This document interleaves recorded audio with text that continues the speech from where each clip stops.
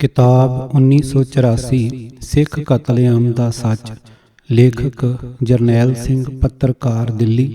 भाग पंजवां। दंगाई खाकी ਅਤੇ ਵੇਖਦੀ ਰਹੀ ਫੌਜ। ਆਵਾਜ਼ ਗੁਰਜੰਟ ਸਿੰਘ ਰੂਪਵਾਲੀ। ਵਾਹਿਗੁਰੂ ਜੀ ਕਾ ਖਾਲਸਾ, ਵਾਹਿਗੁਰੂ ਜੀ ਕੀ ਫਤਿਹ। ਦੰਗਾਈ ਖਾਕੀ। ਸਰਾਏ ਰੋਹਿਲਾ ਦੇ ਸਿੱਖਾਂ ਵਿੱਚ ਵੀ ਘਬਰਾਹਟ ਫੈਲ ਰਹੀ ਸੀ ਤਾਂ ਗੁਰਦੁਆਰੇ ਦੇ ਗ੍ਰੰਥੀ ਨੇ ਸਾਰੇ ਸਿੱਖਾਂ ਨੂੰ ਦੁਪਹਿਰ ਨੂੰ ਗੁਰਦੁਆਰੇ ਕੋਲ ਇਕੱਠਿਆਂ ਹੋ ਜਾਣ ਲਈ ਕਿਹਾ। ਭੀੜ ਨੇ 7 ਵਾਰੀ ਹਮਲਾ ਕੀਤਾ, ਪਰ ਹਰ ਵਾਰ ਸਿੱਖਾਂ ਨੇ ਅਜਿਹੇ ਹੱਥ ਵਿਖਾਏ ਕਿ ਉਹਨਾਂ ਦੇ ਮਨਸੂਬੇ ਕਾਮਯਾਬ ਨਾ ਹੋ ਸਕੇ। ਹੁਣ ਦੁਪਹਿਰ ਨੂੰ 3 ਵਜੇ ਦੇ ਕਰੀਬ ਪੁਲਿਸ ਵਾਰਦਾਤ ਦੀ ਥਾਂ ਤੇ ਪਹੁੰਚੀ। ਸਿੱਖਾਂ ਨੂੰ ਲੱਗਾ ਕਿ ਲੰਬੇ ਸਮੇਂ ਤੋਂ ਜੋ ਸੰਘਰਸ਼ ਚੱਲ ਰਿਹਾ ਹੈ ਹੁਣ ਉਹ ਖਤਮ ਹੋਇਆ। ਪੁਲਿਸ ਆ ਗਈ ਹੈ ਤੇ ਹਾਲਾਤ ਨੂੰ ਸਾਂਭ ਲਵੇਗੀ। ਪੁਲਿਸ ਨੇ ਆਉਂਦਿਆਂ ਹੀ ਸਿੱਖਾਂ ਨੂੰ ਕਿਹਾ ਕਿ ਉਹ ਗੁਰਦੁਆਰੇ ਦੇ ਇੱਕ ਕੋਨੇ ਤੇ ਚਲੇ ਜਾਣ। ਹੁਣ ਪੁਲਿਸ ਗੁਰਦੁਆਰੇ ਦੀ ਸੁਰੱਖਿਆ ਕਰੇਗੀ। ਸਿੱਖ ਪੁਲਿਸ ਤੇ ਭਰੋਸਾ ਕਰਕੇ ਅੰਦਰ ਚਲੇ ਗਏ। ਅੱਖਾਂ ਤਾਂ ਖੁੱਲੀਆਂ ਰਹਿ ਗਈਆਂ ਜਦੋਂ ਦੰਗਿਆਂ ਤੇ ਕਾਬੂ ਪਾਉਣ ਲਈ ਨਾਲ ਆਈ ਰਿਜ਼ਰਵ ਪੁਲਿਸ ਫੋਰਸ ਨੇ ਗੁਰਦੁਆਰੇ ਤੇ ਉਸੇ ਪਾਸੇ ਗੋਲੀਆਂ ਚਲਾਉਣੀਆਂ ਸ਼ੁਰੂ ਕਰ ਦਿੱਤੀਆਂ ਜਿੱਥੇ ਸਿੱਖਾਂ ਨੂੰ ਇਕੱਠਿਆਂ ਕੀਤਾ ਗਿਆ ਸੀ। 5 ਸਿੱਖ ਮਾਰੇ ਗਏ ਤੇ ਕਈ ਜ਼ਖਮੀ ਹੋ ਗਏ। ਇਹ ਉਹ ਭੂਮਿਕਾ ਸੀ ਜੋ ਪੁਲਿਸ ਤੇ ਹੋਰ ਸੁਰੱਖਿਆ ਬਲ ਨਿਭਾ ਰਹੇ ਸੀ। ਦੁਨੀਆ ਦੇ ਇਤਿਹਾਸ ਵਿੱਚ ਐਸੀ ਮਿਸਾਲ ਕਿਧਰੇ ਨਹੀਂ ਮਿਲੇਗੀ ਜਦੋਂ ਪੁਲਿਸ ਕਤਲੇਆਮ ਕਰਨ ਵਾਲਿਆਂ ਦੇ ਨਾਲ ਸੀ। ਜਿੱਥੇ ਦੰਗਾਈਆਂ ਨਾਲ ਮੁਕਾਬਲਾ ਹੁੰਦਾ ਉੱਥੇ ਖੁਦ ਅੱਗੇ ਹੋ ਕੇ ਦੰਗਾਈਆਂ ਨਾਲ ਜੂਝ ਰਹੇ ਲੋਕਾਂ ਨੂੰ ਨਿਹੱਥਿਆਂ ਕਰਦੀ। ਕਿਧਰੇ ਸਿੱਖ ਇਕੱਠਿਆਂ ਹੋ ਕੇ ਮੁਕਾਬਲਾ ਨਾ ਕਰ ਸਕਣ, ਇਸ ਲਈ ਸਾਰਿਆਂ ਨੂੰ ਵੱਖ-ਵੱਖ ਕਰ ਦਿੱਤਾ ਜਾਂਦਾ। ਕਿਹਾ ਜਾਂਦਾ ਕਿ ਪੁਲਿਸ ਉਹਨਾਂ ਦੀ ਸੁਰੱਖਿਆ ਕਰੇਗੀ, ਆਪੋ ਆਪਣੇ ਘਰ ਜਾਓ। ਇਸ ਦੇ ਫੌਰਨ ਬਾਅਦ ਦੰਗਾਈ ਹਮਲਾ ਕਰਦੇ ਤੇ ਬੇਰਹਿਮੀ ਨਾਲ ਸਿੱਖਾਂ ਨੂੰ ਮਾਰ ਦਿੱਤਾ ਜਾਂਦਾ। ਜੇਕਰ ਕਿਧਰੇ ਫਿਰ ਵੀ ਮੁਕਾਬਲਾ ਹੁੰਦਾ ਤਾਂ ਪੁਲਿਸ ਬਚਾਅ ਕਰ ਰਹੇ ਲੋਕਾਂ ਨੂੰ ਖੁਦ ਮਾਰਦੀ। ਪੂਰੀ ਦਿੱਲੀ ਵਿੱਚ 3000 ਲੋਕ ਮਾਰੇ ਗਏ, ਪਰ ਪੁਲਿਸ ਦੰਗਾਈਆਂ ਦੇ ਨਾਲ ਸੀ। ਉਸ ਦਾ ਕੰਮ ਗੁਰਦੁਆਰਿਆਂ ਵਿੱਚ ਅੱਗ ਲਾਉਣਾ, ਜਾਨ ਬਚਾਉਣ ਲਈ ਫਰਿਆਦ ਕਰ ਰਹੇ ਸਿੱਖਾਂ ਤੇ ਗੋਲੀ ਚਲਾਉਣਾ, ਨਿਹੱਥਿਆਂ ਕਰਨਾ ਤੇ ਜਿੱਥੇ ਦੰਗਾਈਆਂ ਕੋਲ ਹਥਿਆਰ ਨਾ ਹੋਣ ਤਾਂ ਉਪਲਬਧ ਕਰਾਉਣਾ ਰਹਿ ਗਿਆ ਸੀ। ਕਤਲੇਆਮ ਹੋ ਗਿਆ ਤਾਂ FIR ਦਰਜ ਕਰਾਉਣ ਆਉਣ ਵਾਲਿਆਂ ਨੂੰ ਧਮਕਾਉਣਾ, ਮਾਰਨਾ, ਕੁੱਟਣਾ, ਨੇਤਾਵਾਂ ਤੇ ਪੁਲਿਸ ਦਾ ਨਾਮ ਨਾ ਲੈਣ ਦਾ ਦਬਾਅ ਪਾਉਣਾ ਅਤੇ ਇੱਥੋਂ ਤੱਕ ਕਿ ਝੂਠੇ ਮੁਕੱਦਮਿਆਂ ਵਿੱਚ ਫਸਾਉਣ ਦਾ ਕੰਮ ਕੀਤਾ ਜਾਂਦਾ ਰਿਹਾ।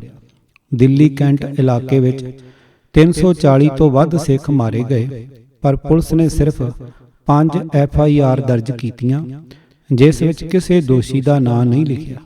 FIR ਦੀ ਭਾਸ਼ਾ ਇਹੀ ਸੀ ਕਿ ਦੰਗਾਈਆਂ ਨੇ ਇੰਨੇ ਸਿੱਖਾਂ ਨੂੰ ਮਾਰ ਦਿੱਤਾ, ਬਸ ਨਾ ਜਾਂਚ ਤੇ ਨਾ ਹੀ ਕਿਸੇ ਆਰੋਪੀ ਦਾ ਨਾਮ। ਐਸੀ FIR ਦੇ ਆਧਾਰ ਤੇ ਕਦੋਂ ਕੋਈ ਮਾਮਲਾ ਦੁਨੀਆ ਦਾ ਕਿਸੇ ਅਦਾਲਤ ਵਿੱਚ ਠਹਿਰ ਸਕਦਾ ਹੈ। ਪੀੜਤ ਚੀਖ ਕੇ ਆਰੋਪੀਆਂ ਦਾ ਨਾਮ ਲੈਂਦੇ ਰਹੇ, ਪਰ ਪੁਲਿਸ ਨੇ ਉਹੀ ਕੀਤਾ ਜੋ ਉਸਨੇ ਕਰਨਾ ਸੀ। ਨਾਰਾਇਣਾ ਵਿਹਾਰ ਦੇ ਸ੍ਰੀ ਗੁਰੂ ਸਿੰਘ ਸਭਾ ਗੁਰਦੁਆਰੇ ਦੇ ਸਕੱਤਰ ਮਲਕੀਤ ਸਿੰਘ ਨੇ ਜਦੋਂ ਗੁਰਦੁਆਰੇ ਤੇ ਹੋਏ ਹਮਲੇ ਨੂੰ ਲੈ ਕੇ ਪੁਲਿਸ ਨੂੰ ਸੰਪਰਕ ਕੀਤਾ ਤਾਂ ਅੱਗੋਂ ਪੁਲਿਸ ਨੇ ਕਿਹਾ, ਠੀਕ ਹੀ ਤਾਂ ਹੋ ਰਿਹਾ ਹੈ, ਇੰਤਜ਼ਾਰ ਕਰੋ, ਤੁਹਾਨੂੰ ਵੀ ਜਲਾਇਆ ਜਾਵੇਗਾ। ਮਹਾਰਾਣੀ ਬਾਗ ਇਲਾਕੇ ਵਿੱਚ ਰਹਿਣ ਵਾਲੇ ਸੰਤੋਖ ਸਿੰਘ ਨੇ ਨਾਨਾਵਟੀ ਕਮਿਸ਼ਨ ਨੂੰ ਦੱਸਿਆ ਕਿ ਕਿਵੇਂ ਉੱਥੇ SHO ਆਪਣੇ 2 ASI ਤੇ ਕਾਂਸਟੇਬਲਾਂ ਨਾਲ ਆਇਆ ਤੇ ਲਾਊਡ ਸਪੀਕਰ ਤੇ ਕਹਿਣ ਲੱਗਾ ਕਿ ਸਿੱਖਾਂ ਦੀ ਹੱਤਿਆ ਕਰ ਦਿਓ ਤੇ ਉਹਨਾਂ ਦੀ ਸੰਪਤੀ ਸਾੜ ਦਿਓ। ਸ਼ਾਇਦ ਪੁਲਿਸ ਵਿੱਚ ਦਾਖਲ ਹੁੰਦਿਆਂ ਇਹਨਾਂ ਨੂੰ ਇਸੇ ਤਰ੍ਹਾਂ ਨਾਲ ਕਾਨੂੰਨ ਤੇ ਵਿਵਸਥਾ ਬਣਾਏ ਰੱਖਣ ਦੀ ਕਸਮ ਖਵਾਈ ਗਈ ਸੀ। ਪੁਲਿਸ ਨੇ ਉੱਥੇ ਗੋਲੀਆਂ ਵੀ ਚਲਾਈਆਂ ਤਾਂ ਉਸ ਪਾਸੇ ਜਿੱਥੇ ਸਿੱਖ ਆਪਣਾ ਬਚਾਅ ਕਰਨ ਦੀ ਕੋਸ਼ਿਸ਼ ਕਰ ਰਹੇ ਸੀ। ਨਿਜ਼ਾਮੂਦੀਨ ਦੇ ਨੇੜੇ ਭੋਗਲ ਐਸਾ ਇਲਾਕਾ ਹੈ ਜਿੱਥੇ ਸਿੱਖਾਂ ਦੀ ਕਾਫੀ ਤਾਦਾਦ ਹੈ। ਇੱਥੇ ਸਿੱਖਾਂ ਨੇ ਆਪਣਾ ਬਚਾਅ ਕਰਨ ਦੀ ਕੋਸ਼ਿਸ਼ ਕੀਤੀ ਤਾਂ ਪੁਲਿਸ ਨੇ ਇਹਨਾਂ ਨੂੰ ਤਿੱਤਰ ਬਿੱਤਰ ਕਰ ਦਿੱਤਾ। ਇੱਥੇ ਸਿੱਖਾਂ ਦੇ 66 ਟਰੱਕ, 5 ਬੱਸਾਂ, 7 ਕਾਰਾਂ, 5 ਸਕੂਟਰ, 10 ਮੋਟਰਸਾਈਕਲਾਂ, ਮੈਟਾਡੋਰ ਤੇ ਜੀਪਾਂ ਸਾੜੀਆਂ ਗਈਆਂ। ਬਾਅਦ ਵਿੱਚ ਇਹਨਾਂ ਨੂੰ ਕੋਈ ਬੀਮਾ ਰਾਸ਼ੀ ਵੀ ਨਹੀਂ ਮਿਲ ਸਕੀ। ਕਿਉਂਕਿ ਸਰਕਾਰ ਨੇ ਸਿੱਖਾਂ ਦੀ ਇਸ ਬੇਨਤੀ ਨੂੰ ਵੀ ਠੁਕਰਾ ਦਿੱਤਾ ਸੀ ਕਿ ਬੀਮਾ ਕੰਪਨੀਆਂ ਦੰਗਿਆਂ ਵਿੱਚ ਹੋਏ ਨੁਕਸਾਨ ਦਾ ਹਰਜ਼ਾਨਾ ਦੇਣ। ਦਿੱਲੀ ਦੇ ਵਰਿੰਦਰ ਨਗਰ ਵਿੱਚ ਰਹਿ ਰਹੀ ਗੁਰਦੀਪ ਕੌਰ ਉਸ ਘੜੀ ਨੂੰ ਕੋਸਦੀ ਹੈ ਜਦੋਂ ਉਸਦੇ ਪਤੀ ਗੁਰਮੀਤ ਸਿੰਘ ਨੂੰ 17 ਹੋਰ ਨਿਰਦੋਸ਼ ਸਿੱਖਾਂ ਦੇ ਨਾਲ ਟ੍ਰੇਨ ਵਿੱਚੋਂ ਕੱਢ ਕੇ ਮਾਰ ਦਿੱਤਾ ਗਿਆ। ਸਾਂਭ ਕੇ ਰੱਖੀ ਗਈ FIR ਦੱਸਦੀ ਹੈ ਕਿ ਮੁੰਬਈ ਰਾਜਧਾਨੀ ਐਕਸਪ੍ਰੈਸ 1 ਨਵੰਬਰ 1984 ਨੂੰ ਮੁੰਬਈ ਤੋਂ ਚੱਲੀ ਤੇ ਉਸ ਨੇ 2 ਨਵੰਬਰ ਨੂੰ ਨਵੀਂ ਦਿੱਲੀ ਪਹੁੰਚਣਾ ਸੀ। ਉਸ ਨੂੰ ਦੰਗਾਈ ਭੀੜ ਨੇ ਜ਼ਬਰਦਸਤੀ ਤੁਗਲਕਾਬਾਦ ਦੇ ਸਟੇਸ਼ਨ ਤੇ ਹੀ ਰੋਕ ਲਿਆ। ਹਿੰਸਕ ਭੀੜ ਨੇ ਯਾਤਰੂਆਂ ਨੂੰ ਖਿੱਚ ਲਿਆ ਤੇ ਕੁੱਟ-ਕੁੱਟ ਕੇ ਮਾਰ ਦਿੱਤਾ। ਕੁੱਲ ਮਿਲਾ ਕੇ 18 ਯਾਤਰੂਆਂ ਦੀਆਂ ਜਾਨਾਂ ਗਈਆਂ। FIR ਵਿੱਚ ਇਹ ਵੀ ਨਹੀਂ ਲਿਖਿਆ ਗਿਆ ਕਿ ਸਿਰਫ ਸਿੱਖ ਯਾਤਰੂਆਂ ਨੂੰ ਕੱਢ ਕੇ ਮਾਰਿਆ, ਅਤੇ ਨਾ ਹੀ ਇਹ ਕਿ ਦੰਗਾਈ ਭੀੜ ਕਿੱਥੋਂ ਆਈ ਸੀ ਤੇ ਇਸ ਦੀ ਅਗਵਾਈ ਕੌਣ ਕਰ ਰਿਹਾ ਸੀ। ਪੁਲਿਸ ਨੇ ਕੀ ਸ਼ੁਰੂਆਤੀ ਜਾਂਚ ਕੀਤੀ, ਇਸ ਮਾਮਲੇ ਵਿੱਚ ਅੱਜ ਤੱਕ ਕੋਈ ਗ੍ਰਿਫਤਾਰੀ ਨਹੀਂ ਹੋਈ। ਪਤੀ ਦੀ ਮੌਤ ਦੀ ਖਬਰ 1 ਹਫ਼ਤੇ ਬਾਅਦ ਦਿੱਤੀ ਤੇ ਜਦੋਂ ਉਹ ਉੱਥੇ ਪਹੁੰਚੀ ਤਾਂ ਉਸ ਨੂੰ ਸੁਆਹ ਤੱਕ ਨਾ ਮਿਲੀ। ਇਹ ਜਾਣਕਾਰੀ ਵੀ ਇਸ ਲਈ ਮਿਲ ਗਈ ਕਿਉਂਕਿ ਉਹ ਰਾਖਵਾਂ ਡੱਬਾ ਸੀ। ਜਦੋਂ ਤੁਗਲਕਾਬਾਦ ਸਟੇਸ਼ਨ ਤੋਂ ਕੁੱਲ 46 ਸਿੱਖ ਯਾਤਰੂਆਂ ਦੇ ਮਾਰੇ ਜਾਣ ਦੀ ਖਬਰ ਆਈ ਤਾਂ ਦੂਰਦਰਸ਼ਨ ਇਸ ਦਾ ਖੰਡਨ ਕਰ ਰਿਹਾ ਸੀ। ਗੁਰਮੀਤ ਸਿੰਘ ਦੇ ਨਾਲ ਉਸ ਦਾ ਇੱਕ ਹਿੰਦੂ ਦੋਸਤ ਦਮਨ ਵੀ ਸੀ, ਪਰ ਉਹ ਕਲੀਨ ਸ਼ੇਵ ਹੋਣ ਕਰਕੇ ਨਿਕਲ ਗਿਆ। ਉਹ ਇੰਨੀ ਦਹਿਸ਼ਤ ਵਿੱਚ ਰਿਹਾ ਕਿ ਉਸ ਨੇ ਉਸ ਤੋਂ ਬਾਅਦ ਕਦੇ ਗੁਰਮੀਤ ਸਿੰਘ ਦੇ ਘਰ ਵੱਲ ਮੂੰਹ ਨਹੀਂ ਕੀਤਾ। ਇੱਥੋਂ ਤੱਕ ਕਿ ਗੁਰਦੀਪ ਕੌਰ ਨੂੰ ਉਸ ਦੇ ਪਤੀ ਦੇ ਕਤਲ ਦੀ ਖਬਰ ਤੱਕ ਨਹੀਂ ਦਿੱਤੀ। ਹੁਣ 25 ਸਾਲਾਂ ਬਾਅਦ ਵੀ ਗੁਰਦੀਪ ਕੌਰ ਨੂੰ ਵਿਧਵਾ ਪੈਨਸ਼ਨ ਲਈ ਧੱਕੇ ਖਾਣੇ ਪੈ ਰਹੇ ਹਨ। ਅਜੇ ਤੱਕ ਪੈਨਸ਼ਨ ਸ਼ੁਰੂ ਨਹੀਂ ਹੋਈ। 3 ਬੱਚਿਆਂ ਦੇ ਨਾਲ 22 ਸਾਲ ਦੀ ਉਮਰ ਵਿੱਚ ਵਿਧਵਾ ਹੋਈ ਗੁਰਦੀਪ ਕੌਰ ਥੋੜਾ ਜਿਹਾ ਕੁਰੇਦਣ ਤੇ ਜ਼ਾਰ-ਜ਼ਾਰ ਰੋਣ ਲੱਗ ਪੈਂਦੀ ਹੈ। ਸ਼ਾਦਰਾ ਪੁਲਿਸ ਸਟੇਸ਼ਨ ਦੇ SHO MS ਸਪਰਾ ਨੇ ਜਦੋਂ ਦੰਗਾਈਆਂ ਦੀ ਭੀੜ ਨੂੰ ਬੇਕਾਬੂ ਹੁੰਦਿਆਂ ਵੇਖਿਆ ਤਾਂ ਥੋੜੀ ਸਖਤੀ ਨਾਲ ਪੇਸ਼ ਆਉਣ ਦਾ ਫੈਸਲਾ ਕੀਤਾ। ਉਹ ਇੱਕ ਸਿੱਖ ਪੁਲਿਸ ਅਫਸਰ ਸੀ। ਉਹਨਾਂ ਨੇ ਛੱਜੂਪੁਰ ਵਿੱਚ ਇਕੱਠੀ ਹੋ ਰਹੀ ਭੀੜ ਨੂੰ ਤਿੱਤਰ-ਬਿੱਤਰ ਕਰ ਦਿੱਤਾ। ਬਾਅਦ ਵਿੱਚ ਭੀੜ ਵਧਣ ਲੱਗੀ ਤਾਂ ACP ਤੇ DCP ਨੇ ਉਹਨਾਂ ਨੂੰ ਵਾਪਸ ਥਾਣੇ ਜਾਣ ਨੂੰ ਕਿਹਾ, ਕਿਉਂਕਿ ਉਹ ਪੁਲਿਸ ਦੀ ਉਹ ਭੂਮਿਕਾ ਨਿਭਾ ਰਹੇ ਸੀ ਜੋ ਕਿ ਨਿਭਾਉਣੀ ਚਾਹੀਦੀ ਸੀ। ਇੱਥੋਂ ਤੱਕ ਕਿ ਸਪਰਾ ਨੂੰ ਇਹਨਾਂ ਪੁਲਿਸ ਅਧਿਕਾਰੀਆਂ ਨੇ ਭੀੜ ਦੇ ਸਾਹਮਣੇ ਬੇਇੱਜ਼ਤ ਕਰਕੇ ਹਟਾਇਆ। ਇਸ ਤੋਂ ਬਾਅਦ ਹੀ ਭੀੜ ਭੜਕ ਗਈ ਅਤੇ ਤਕਸ਼ਿਲਾ ਪਬਲਿਕ ਸਕੂਲ ਤੇ ਬਾਬਾ ਹਰਬੰਸ ਸਿੰਘ ਕਾਰ ਸੇਵਾ ਵਾਲਿਆਂ ਦੇ ਡੇਰੇ ਤੇ ਹਮਲਾ ਕਰ ਦਿੱਤਾ।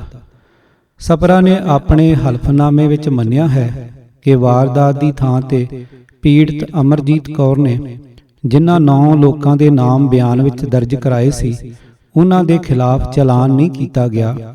ਇਸ ਤਰ੍ਹਾਂ ਕਿਉਂ ਹੋਇਆ ਉਹ ਦੱਸ ਨਹੀਂ ਸਕੇ। ਪੁਲਿਸ ਦੀ ਭੂਮਿਕਾ ਦਾ ਸੱਚ ਸਮਰਾਟ ਇਨਕਲਾਬ ਦੀ ਇਹ ਘਟਨਾ ਪੂਰੀ ਤਰ੍ਹਾਂ ਨਾਲ ਪਰਦਾਫਾਸ਼ ਕਰਦੀ ਹੈ। 1 ਨਵੰਬਰ ਨੂੰ ਪੁਲਿਸ ਨੂੰ ਸਮਰਾਟ ਇਨਕਲੇਵ ਵਿੱਚ ਸਿੱਖਾਂ ਵੱਲੋਂ ਦੰਗਾਈ ਭੀੜ ਤੋਂ ਬਚਣ ਲਈ ਗੋਲੀ ਚਲਾਏ ਜਾਣ ਦੀ ਸੂਚਨਾ ਮਿਲੀ। ਇਸ ਤੋਂ ਪਹਿਲਾਂ ਦੰਗਾਈ ਉੱਥੇ ਨੰਗਾ ਨਾਚ ਕਰ ਰਹੇ ਸੀ, ਪਰ ਤਾਂ ਪੁਲਿਸ ਨਹੀਂ ਜਾਗੀ। ਪਰ ਜਿਵੇਂ ਹੀ ਇਹ ਖਬਰ ਮਿਲੀ ਤੇ ਇਹ ਉੱਥੇ ਪਹੁੰਚ ਗਈ ਜਿੱਥੇ ਸਿੱਖਾਂ ਦੇ ਇੱਕ ਘਰ ਨੂੰ 1000 ਤੋਂ ਵੱਧ ਦੰਗਾਈਆਂ ਨੇ ਘੇਰਾ ਪਾਇਆ ਹੋਇਆ ਸੀ। ਨਾ ਦੰਗਾਈ ਪੁਲਿਸ ਤੋਂ ਡਰੇ ਤੇ ਨਾ ਹੀ ਪੁਲਿਸ ਨੂੰ ਦੰਗਾਈਆਂ ਤੋਂ ਕੋਈ ਡਰ ਸੀ। ਪੁਲਿਸ ਨੇ ਪਹੁੰਚਦਿਆਂ ਹੀ ਭੀੜ ਤੇ ਨਹੀਂ ਬਲਕਿ ਘਰ ਦੇ ਵੱਲ 303 ਬੰਦੂਕ ਦੇ 52 ਰਾਉਂਡ ਤੇ ਰਿਵਾਲਵਰ ਤੋਂ 9 ਰਾਉਂਡ ਗੋਲੀਆਂ ਚਲਾਈਆਂ। ਜਦੋਂ ਪੁਲਿਸ ਅੰਦਰ ਦਾਖਲ ਹੋਈ ਤਾਂ 3 ਸਿੱਖਾਂ ਦੇ ਮ੍ਰਿਤਕ ਸਰੀਰ ਮਿਲੇ। 2 ਬੰਦੇ ਸੀ ਤੇ 1 ਔਰਤ। ਅਨਾਥ ਹੋ ਚੁੱਕੇ ਬੱਚੇ ਬਰਸਾਤੀ ਵਿੱਚ ਛਿਪੇ ਹੋਏ ਸੀ। ਉਹਨਾਂ ਨੂੰ ਬਾਅਦ ਵਿੱਚ ਗੁਰੂ ਨਾਨਕ ਪਬਲਿਕ ਸਕੂਲ ਲਿਜਾਇਆ ਗਿਆ। ਆਖਰ ਪੁਲਿਸ ਨੇ ਇਹਨਾਂ ਨੂੰ ਭੀੜ ਤੋਂ ਬਚਾਉਣ ਦੀ ਬਜਾਏ ਇਹਨਾਂ ਤੇ ਗੋਲੀਆਂ ਚਲਾ ਕੇ ਮਾਰਿਆ ਕਿਉਂ? ਪੁਲਿਸ ਦਾ ਕੰਮ ਦੰਗਾਈਆਂ ਤੋਂ ਬਚਾਉਣਾ ਸੀ ਜਾਂ ਖੁਦ ਦੰਗਾਈ ਬਣ ਕੇ ਇਹਨਾਂ ਲੋਕਾਂ ਦੀ ਜਾਨ ਲੈਣਾ? ਪੁਲਿਸ ਨੇ ਭੀੜ ਨੂੰ ਤਿੱਤਰ-ਬਿੱਤਰ ਕਰਨ ਲਈ ਇੱਕ ਵੀ ਗੋਲੀ ਨਹੀਂ ਚਲਾਈ, ਪਰ ਆਪਣਾ ਬਚਾਓ ਕਰ ਸਿੱਖਾਂ ਦੇ ਪਰਿਵਾਰਾਂ ਨੂੰ ਖਤਮ ਕਰ ਦਿੱਤਾ। ਕਿ ਇਹੀ ਡਿਊਟੀ ਸੀ ਜੋ ਪੁਲਿਸ ਉਸ ਵਕਤ ਨਿਭਾ ਰਹੀ ਸੀ? ਸੁਲਤਾਨਪੁਰੀ ਦੇ B ਬਲਾਕ ਵਿੱਚ ਰਹਿਣ ਵਾਲੀ ਜੋਗਿੰਦਰ ਕੌਰ ਦੱਸਦੀ ਹੈ ਕਿ ਇਸ ਹਿੰਸਾ ਦੌਰਾਨ ਸੱਜਣ ਕੁਮਾਰ ਦੇ ਨਾਲ ਚੱਲ ਰਹੇ ਐਸਐਚਓ ਨੇ ਆਪਣੇ ਰਿਵਾਲਵਰ ਨਾਲ 3 ਸਿੱਖਾਂ ਨੂੰ ਗੋਲੀ ਮਾਰੀ ਸੀ। ਨਾਗਲੋਈ ਵਿੱਚ ਜਿੱਥੇ ਪੁਲਿਸ ਦੇ ਨਾਲ ਮਿਲ ਕੇ ਦੰਗਾਈਆਂ ਨੇ ਕਈ ਸਿੱਖਾਂ ਦੇ ਪਰਿਵਾਰ ਖਤਮ ਕਰ ਦਿੱਤੇ, ਉੱਥੇ ਗੁਰਬਚਨ ਸਿੰਘ ਬਚਦੇ ਬਚਾਉਂਦੇ ਥਾਣੇ ਪਹੁੰਚ ਗਏ। ਉਹਨਾਂ ਨੇ ਉੱਥੇ ਸ਼ਿਕਾਇਤ ਦਰਜ ਕਰਨ ਨੂੰ ਕਿਹਾ ਤਾਂ ਗਾਲਾਂ ਕੱਢਦਿਆਂ ਐਸਐਚਓ ਨੇ ਕਿਹਾ, ਇਹ ਸਾਲਾ ਕਿੱਥੋਂ ਬਚ ਗਿਆ। ਗੁਰਚਰਨ ਕੌਰ ਨੇ ਜਦੋਂ ਸ਼ਿਕਾਇਤ ਦਰਜ ਕਰਾਉਣੀ ਚਾਹੀ ਤਾਂ ਉਸ ਨੂੰ ਸਿੱਖ ਕੁੱਤੀ ਕਹਿ ਕੇ ਥਾਣੇ ਤੋਂ ਭਜਾ ਦਿੱਤਾ ਗਿਆ। ਨਾਗਲੋਈ ਦੇ ਗੁਰਬਚਨ ਸਿੰਘ ਦਾ ਰੰਗਨਾਥ ਮਿਸ਼ਰਾ ਕਮਿਸ਼ਨ ਨੂੰ ਦਿੱਤਾ ਹਲਫਨਾਮਾ ਦੱਸਦਾ ਹੈ ਕਿ ਉਹ ਕਿਸ ਤਰ੍ਹਾਂ ਸੱਜਣ ਕੁਮਾਰ ਦਾ ਨਾਮ ਲੈਂਦੇ ਰਹੇ, ਪਰ FIR ਵਿੱਚ ਨਾਂ ਦਰਜ ਨਹੀਂ ਕੀਤਾ ਗਿਆ। ਕਤਲੇਆਮ ਦੇ 1 ਮਹੀਨੇ ਬਾਅਦ SHO ਰਾਮਪਾਲ ਰਾਣਾ ਨੇ ਉਹਨਾਂ ਨੂੰ ਤੇ ਉਹਨਾਂ ਦੇ ਭਰਾ ਨੂੰ ਬਾਹਰ ਮਾਰਕੀਟ ਚੋਂ ਚੁਕਵਾ ਕੇ 8 ਘੰਟੇ ਥਾਣੇ ਵਿੱਚ ਬੰਦ ਰੱਖਿਆ ਅਤੇ ਧਮਕਾਇਆ ਕਿ ਜੇਕਰ ਦੋਸ਼ੀਆਂ ਦਾ ਨਾਮ ਲਿਆ ਤਾਂ ਪਿਤਾ ਸਰੂਪ ਸਿੰਘ ਤੇ 2 ਸਾਲਿਆਂ ਅਮਰੀਕ ਸਿੰਘ ਤੇ ਤਰਲੋਕ ਸਿੰਘ ਵਾਂਗ ਉਹਨਾਂ ਨੂੰ ਵੀ ਮਾਰ ਦਿੱਤਾ ਜਾਵੇਗਾ। ਇਹੀ ਨਹੀਂ, ਥਾਣੇ ਵਿੱਚ ਇੱਕ ਨਾਈ ਵੀ ਸੱਦਿਆ ਹੋਇਆ ਸੀ ਤੇ ਗੁਰਬਚਨ ਸਿੰਘ ਦੇ ਭਰਾ ਦੇ ਜ਼ਬਰਦਸਤੀ ਕੇਸ ਕੱਟ ਦਿੱਤੇ ਗਏ। ਕਤਲੇਆਮ ਵਿੱਚ ਕਾਤਲਾਂ ਦਾ ਸਾਥ ਦੇਣ ਵਾਲੀ ਪੁਲਿਸ ਹੁਣ ਕਾਤਲਾਂ ਨੂੰ ਬਚਾਉਣ ਦੇ ਕੰਮ ਵਿੱਚ ਜੁਟੀ ਹੋਈ ਸੀ। ਚਾਣਕਿਆਪੁਰੀ ਦੀ ਪੁਲਿਸ ਨੂੰ ਜਦੋਂ ਇਹ ਪਤਾ ਲੱਗਾ ਕਿ ਅਕਬਰ ਹੋਟਲ ਦੇ ਪਿੱਛੇ ਬਣੇ ਪੁਲ ਦੇ ਹੇਠਾਂ ਜੰਗਲ ਵਿੱਚ ਕੁਝ ਸਿੱਖ ਆਪਣੀ ਜਾਨ ਬਚਾਉਣ ਲਈ ਛਿਪੇ ਹੋਏ ਹਨ ਤਾਂ SHO ਮਹਿਪਾਲ ਸਿੰਘ ਪੁਲਿਸ ਟੁਕੜੀ ਲੈ ਕੇ ਉੱਥੇ ਪਹੁੰਚ ਗਿਆ। ਮਹਿਪਾਲ ਸਿੰਘ ਦੇਰ ਤੱਕ ਉਸ ਪਾਸੇ ਵੱਲ ਗੋਲੀਆਂ ਚਲਾਉਂਦਾ ਰਿਹਾ ਜਿੱਥੇ ਸਿੱਖਾਂ ਦੇ ਛਿਪੇ ਹੋਣ ਦੀ ਜਾਣਕਾਰੀ ਸੀ। ਹੁਣ ACP ਵੀ ਆ ਗਏ ਤੇ ਉਹਨਾਂ ਨੇ ਵੀ 8 ਰਾਉਂਡ ਫਾਇਰ ਕੀਤੇ। ਤਲਾਸ਼ੀ ਲੈਣ ਮਗਰੋਂ ਪਤਾ ਲੱਗਾ ਕਿ ਉੱਥੇ ਸਿੱਖ ਨਹੀਂ ਛਿਪੇ ਹਨ। ਸਵਾਲ ਇਹ ਉੱਠਦਾ ਹੈ ਕਿ ਕੀ ਸਿੱਖ ਹੋਣਾ ਕੋਈ ਗੁਨਾਹ ਹੋ ਚੁੱਕਾ ਸੀ? ਜੇਕਰ ਦੰਗਾਈਆਂ ਤੋਂ ਬਚਣ ਲਈ ਲੁਕ ਵੀ ਰਹੇ ਸੀ ਤਾਂ ਪੁਲਿਸ ਨੂੰ ਕਿਉਂ ਇਹ ਆਪਣਾ ਫਰਜ਼ ਮਹਿਸੂਸ ਹੋਇਆ ਕਿ ਉਹ ਇਹ ਬਚਣੇ ਨਹੀਂ ਚਾਹੀਦੇ? ਪੁਲਿਸ ਦਾ ਫਰਜ਼ ਉਹਨਾਂ ਨੂੰ ਬਚਾਉਣ ਦਾ ਸੀ ਜਾਂ ਮਾਰਨ ਦਾ? ਨਾ ਤਾਂ ਇਹਨਾਂ ਸਿੱਖਾਂ ਨੇ ਕਿਸੇ ਦੀ ਹੱਤਿਆ ਕੀਤੀ ਸੀ ਤੇ ਨਾ ਹੀ ਕਿਸੇ ਨੂੰ ਨੁਕਸਾਨ ਪਹੁੰਚਾਇਆ ਸੀ, ਸਿਰਫ ਜਾਨ ਬਚਾਉਣ ਲਈ ਛਿਪ ਰਹੇ ਸੀ। ਬਸ ਇਹੀ ਦੋਸ਼ ਸੀ ਜਿਸ ਕਰਕੇ ਪੁਲਿਸ ਇਹਨਾਂ ਨੂੰ ਗੋਲੀ ਮਾਰ ਕੇ ਖਤਮ ਕਰ ਦੇਣਾ ਚਾਹੁੰਦੀ ਸੀ। ਕਰੋਲ ਬਾਗ ਵਿੱਚ 5 ਨਵੰਬਰ ਨੂੰ ਜੋ ਹੋਇਆ ਉਹ ਪੁਲਿਸ ਦੇ ਦਾਮਨ ਤੇ ਬੇਹੱਦ ਬਦਨੁਮਾ ਦਾਗ ਹੈ ਅਤੇ ਜ਼ਾਹਰ ਕਰਦਾ ਹੈ ਕਿ ਉਸ ਵਕਤ ਕਿਸ ਤਰ੍ਹਾਂ ਨਾਲ ਸਿੱਖ ਪੁਲਿਸ ਅਫਸਰਾਂ ਨਾਲ ਸਲੂਕ ਕੀਤਾ ਜਾ ਰਿਹਾ ਸੀ। ਇੱਥੇ SHO ਨੇ ਲੁੱਟੀ ਹੋਈ ਸੰਪਤੀ ਨੂੰ ਬਰਾਮਦ ਕਰਨ ਤੇ ਦੰਗਾਈਆਂ ਨੂੰ ਗ੍ਰਿਫਤਾਰ ਕਰਨ ਦੀ ਵਿਆਪਕ ਮੁਹਿੰਮ ਸ਼ੁਰੂ ਕਰ ਦਿੱਤੀ ਸੀ। ਉਸ ਨੇ 20 ਲੱਖ ਰੁਪਏ ਦੀ ਸੰਪਤੀ ਬਰਾਮਦ ਕਰ ਲਈ ਸੀ ਤੇ 24 ਲੋਕਾਂ ਨੂੰ ਗ੍ਰਿਫਤਾਰ ਕਰ ਲਿਆ ਸੀ। ਪੁਲਿਸ ਅਫਸਰ ਦੀ ਇੰਨੀ ਜੁਰਤ ਬਸ ਕਾਂਗਰਸ ਦੇ ਸਾਂਸਦ ਧਰਮਦਾਸ ਸ਼ਾਸਤਰੀ, ML ਬਕੋਲੀਆ ਤੇ ਹੋਰ ਕਾਉਂਸਲਰਾਂ ਨੂੰ ਨਾਲ ਲੈ ਕੇ ਥਾਣੇ ਪਹੁੰਚ ਗਏ। ਸ਼ਾਸਤਰੀ ਨੇ ਆਉਂਦਿਆਂ ਹੀ ਪੁਲਿਸ ਨੂੰ ਗਾਲਾਂ ਕੱਢਣੀਆਂ ਸ਼ੁਰੂ ਕਰ ਦਿੱਤੀਆਂ। ਕਿਹਾ ਕਿ ਜਿਨ੍ਹਾਂ ਨੂੰ ਫੜਿਆ ਹੈ ਉਹ ਅਪਰਾਧੀ ਨਹੀਂ ਹਨ। ਧਮਕਾਇਆ ਕਿ ਜੇਕਰ ਇਹਨਾਂ ਨੂੰ ਰਿਹਾ ਨਾ ਕੀਤਾ ਤਾਂ ਭੈੜੇ ਨਤੀਜਿਆਂ ਲਈ ਤਿਆਰ ਰਹਿਣ। ਉਸ ਵਕਤ ACP HC ਜਾਟਵ ਤੇ DCP ਅਮੋਦ ਕੰਠ ਵੀ ਉੱਥੇ ਮੌਜੂਦ ਸੀ। ਇਹੀ ਅਮੋਦ ਕੰਠ ਬਾਅਦ ਵਿੱਚ ਕਾਂਗਰਸ ਦੀ ਟਿਕਟ ਤੇ ਵਿਧਾਨ ਸਭਾ ਦੀ ਚੋਣ ਵੀ ਲੜੇ। ਦੰਗਾਈਆਂ ਤੇ ਉਹਨਾਂ ਦੇ ਸਰਪ੍ਰਸਤਾਂ ਦੇ ਹੌਸਲੇ ਇੰਨੇ ਬੁਲੰਦ ਸੀ ਕਿ ਬਕੋਲੀਆ ਨੇ ਉੱਥੇ ਥਾਣੇ ਵਿੱਚ ਹੀ ਥਾਣੇਦਾਰ ਨੂੰ ਕੁੱਟਣਾ ਚਾਹਿਆ। HC ਜਾਟਵ ਨੇ ਥਾਣੇਦਾਰ ਨੂੰ ਕਿਹਾ ਕਿ ਰਾਜਨੀਤਿਕ ਲੋਕਾਂ ਨਾਲ ਗੱਲ ਕਰਨ ਦਾ ਇਹ ਤਰੀਕਾ ਗਲਤ ਹੈ। ਜਾਟਵ ਇੱਕ ਅਜਿਹੇ ਪੁਲਿਸ ਅਧਿਕਾਰੀ ਨੇ ਜਿਨ੍ਹਾਂ ਦੀ तमाम ਹਲਫਨਾਮਿਆਂ ਵਿੱਚ ਇੱਕ ਅਜਿਹੇ ਪੁਲਿਸ ਅਫਸਰ ਦੀ ਛਵੀ ਉੱਭਰ ਕੇ ਸਾਹਮਣੇ ਆਉਂਦੀ ਹੈ ਜੋ ਪੂਰੇ ਦਿਲ ਨਾਲ ਦੰਗਾਈਆਂ ਨੂੰ ਬਚਾਉਣ ਵਿੱਚ ਜੁਟੇ ਹੋਏ ਸੀ। ਜੇਕਰ ਇੰਦਰਾ ਮਾਰਕੀਟ ਵਿੱਚ ਪੁਲਿਸ ਨੇ 6 ਦੰਗਾਈਆਂ ਨੂੰ ਫੜ ਵੀ ਲਿਆ ਸੀ ਤਾਂ ਇਹ ਉੱਥੇ ਵੀ ਉਹਨਾਂ ਨੂੰ ਛਡਵਾਉਣ ਪਹੁੰਚ ਗਏ। ਰਣਬੀਰ ਸਿੰਘ ਨੇ ਕਰੋਲ ਬਾਗ ਦੀ ਇਸ ਘਟਨਾ ਦਾ ਹਵਾਲਾ ਦਿੱਤਾ ਹੈ। ਪਟੇਲ ਨਗਰ ਦੇ ਬੰਗਲਾ ਨੰਬਰ 9 ਵਿੱਚ ਰਹਿਣ ਵਾਲੇ 에ਅਰ ਫੋਰਸ ਦੇ ਗਰੁੱਪ ਕੈਪਟਨ ਮਨਮੋਹਨ ਸਿੰਘ ਨੂੰ ਉਹ ਨਜ਼ਾਰਾ ਨਹੀਂ ਭੁੱਲਦਾ ਜਦੋਂ ਉਸ ਦੇ ਘਰ ਤੇ ਦੰਗਾਈਆਂ ਦੀ ਭੀੜ ਨੇ ਹਮਲਾ ਕਰ ਦਿੱਤਾ ਸੀ। ਸਵੇਰੇ 9:30 ਵਜੇ ਭੀੜ ਆਈ ਅਤੇ ਉਹਨਾਂ ਦਾ ਮਕਾਨ ਤੇ ਦੁਕਾਨ ਨੂੰ ਸਾੜਨ ਦੀ ਕੋਸ਼ਿਸ਼ ਕਰਨ ਲੱਗੀ ਤਾਂ ਗੁਆਂਢੀ ਵਿਚਕਾਰ ਪੈ ਗਏ। ਭੀੜ ਘੱਟ ਸੀ ਇਸ ਲਈ ਵਾਪਸ ਚਲੇ ਗਏ, ਪਰ ਫਿਰ 11:30 ਵਜੇ ਪਰਤ ਆਈ ਤੇ ਘਰ ਦੇ ਨਾਲ ਉਹਨਾਂ ਦੀ ਫਰਨੀਚਰ ਦੀ ਦੁਕਾਨ ਤੇ ਅੱਗ ਲਾ ਦਿੱਤੀ। ਹੁਣ ਭੀੜ ਨੇ ਘਰ ਤੇ ਹਮਲਾ ਕੀਤਾ ਤਾਂ ਗੁਆਂਢੀਆਂ ਨੇ ਫਿਰ ਸਾਥ ਦਿੱਤਾ ਤੇ ਉਹਨਾਂ ਦੇ ਸਮਝਾਉਣ ਤੇ ਦੰਗਾਈ ਵਾਪਸ ਚਲੇ ਗਏ। ਪਰਿਵਾਰ ਦੇ ਜੀ ਹੁਣ ਪਿਛਲੇ ਪਾਸੇ ਵੱਲ ਚਲੇ ਗਏ ਤੇ ਸੋਚਿਆ ਕਿ ਭੀੜ ਹੁਣ ਦੁਕਾਨ ਲੁੱਟ ਕੇ ਚਲੀ ਗਈ ਹੈ। ਪਰ 4:15 ਵਜੇ ਦੇ ਕਰੀਬ ਭੀੜ ਨੇ ਮਕਾਨ ਦੇ ਪਿੱਛੇ ਬਰਾਮਦੇ ਦੇ ਦਰਵਾਜ਼ੇ ਨੂੰ ਭੰਨ ਕੇ ਹੱਲਾ ਬੋਲ ਦਿੱਤਾ। ਇੱਕ ਦੰਗਾਈ ਨੇ ਜਦੋਂ ਮਨਮੋਹਨ ਸਿੰਘ ਉੱਤੇ ਲੋਹੇ ਦੀ ਰਾੜ ਨਾਲ ਵਾਰ ਕੀਤਾ ਤਾਂ ਉਹਨਾਂ ਨੂੰ ਲੱਗਿਆ ਕਿ ਹੁਣ ਬਚਣਾ ਮੁਸ਼ਕਲ ਹੈ। ਹੁਣ ਤੱਕ ਸੰਜਮ ਰੱਖ ਰਹੇ ਮਨਮੋਹਨ ਸਿੰਘ ਨੇ ਆਪਣਾ ਲਾਇਸੈਂਸੀ ਰਿਵਾਲਵਰ ਕੱਢ ਲਿਆ। ਵੈਸੇ ਵੀ ਭਾਰਤੀ ਵਾਯੂ ਸੈਨਾ ਵਿੱਚ ਰਹਿੰਦਿਆਂ ਦੁਸ਼ਮਣ ਨਾਲ ਲੜਨ ਦੇ ਗੁਰ ਸਿੱਖ ਹੀ ਚੁੱਕੇ ਸੀ। ਉਹਨਾਂ ਨੇ ਭੀੜ ਦੇ ਵੱਲ ਗੋਲੀ ਚਲਾ ਦਿੱਤੀ। ਜਵਾਬ ਵਿੱਚ ਭੀੜ ਨੇ ਘਰ ਦੇ ਵੱਲ ਅੱਗ ਦੇ ਗੋਲੇ ਸੁੱਟਣੇ ਸ਼ੁਰੂ ਕਰ ਦਿੱਤੇ, ਜਿਸ ਨਾਲ ਬਰਸਾਤੀ ਵਿੱਚ ਅੱਗ ਲੱਗ ਚੁੱਕੀ ਸੀ। ਦੰਗਾਈ ਵਾਰ-ਵਾਰ ਹਮਲਾ ਕਰ ਰਹੇ ਸੀ। ਹੁਣ ਉਹਨਾਂ ਨੇ ਵੀ ਭੀੜ ਨੂੰ ਰੋਕਣ ਲਈ ਫਾਇਰ ਕਰਨਾ ਜਾਰੀ ਰੱਖਿਆ। ਤਕਰੀਬਨ 8:30 ਵਜੇ ਪੁਲਿਸ ਆਈ ਤੇ ਹਥਿਆਰ ਸੁੱਟਣ ਨੂੰ ਕਿਹਾ। ਇਸ ਵਕਤ ਏਸੀਪੀ ਅਮੋਦ ਕੰਠ ਵੀ ਇੱਥੇ ਪਹੁੰਚ ਗਏ ਤੇ ਉਹਨਾਂ ਨੂੰ ਹਥਿਆਰ ਸੁੱਟਣ ਲਈ ਕਿਹਾ ਤਾਂ ਉਹਨਾਂ ਨੇ ਕਿਹਾ ਕਿ ਉਹ ਫੌਜ ਦੇ ਸਾਹਮਣੇ ਹੀ ਹਥਿਆਰ ਸੁੱਟਣਗੇ। ਫਿਰ ਪੁਲਿਸ ਅਫਸਰ ਤੇ ਫੌਜ ਦਾ ਇੱਕ ਮੇਜਰ ਉੱਥੇ ਆਇਆ ਤਾਂ ਉਹਨਾਂ ਨੇ ਆਤਮ ਸਮਰਪਣ ਕਰ ਦਿੱਤਾ। ਆਤਮ ਰੱਖਿਆ ਲਈ ਚਲਾਈਆਂ ਗੋਲੀਆਂ ਨਾਲ 5 ਦੰਗਾਈਆਂ ਦੀ ਮੌਤ ਹੋ ਗਈ ਸੀ। ਪੁਲਿਸ ਨੇ ਦੰਗਾਈਆਂ ਦੇ ਖਿਲਾਫ ਕੁਝ ਨਹੀਂ ਕੀਤਾ, ਸਗੋਂ ਉਹਨਾਂ ਦੇ ਖਿਲਾਫ ਹੱਤਿਆ ਦਾ ਮੁਕੱਦਮਾ ਦਰਜ ਕਰ ਦਿੱਤਾ। ਅਮੋਦ ਕੰਠ ਨੂੰ ਇਸੇ ਭੂਮਿਕਾ ਲਈ ਰਾਸ਼ਟਰਪਤੀ ਮੈਡਲ ਨਾਲ ਨਿਵਾਜ਼ਿਆ ਗਿਆ ਤੇ ਕਾਂਗਰਸ ਵੱਲੋਂ ਵਿਧਾਨ ਸਭਾ ਦੀ ਚੋਣ ਦੀ ਟਿਕਟ ਵੀ ਦਿੱਤੀ ਗਈ।